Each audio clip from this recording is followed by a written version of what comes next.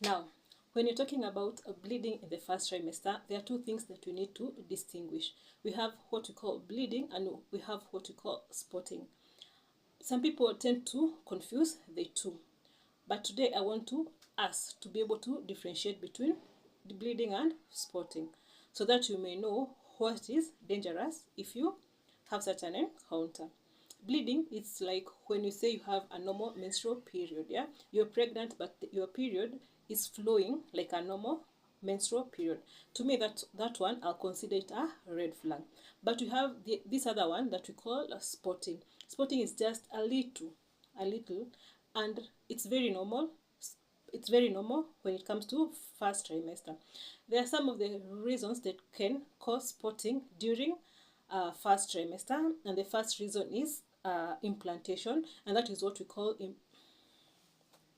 implantation spotting. Okay, this is after the egg has been implanted in the uterus. You may encounter spotting, and that is what we call implantation spotting. The second reason as to why you can encounter spotting is after implantation at the uterus, you form something we call placenta. Placenta is like, we call it a bag full of blood vessels.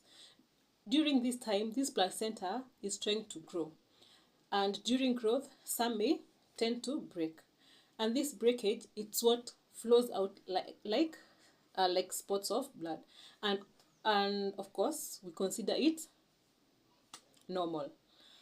But for you to know if if this spotting you're experiencing, of this bleeding you're experiencing, it's like a red flag to you, you should go for an ultrasound. You should consult your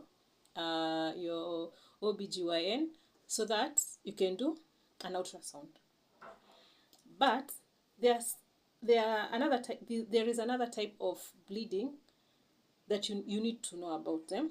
You're bleeding and you're in pain. Mostly this comes along with during ectopic pregnancy. Point note, and I'll repeat, if you're bleeding, it is the first trimester, and you're feeling pain, chances are you're experiencing ectopic pregnancy. Okay, I hope you understand that one.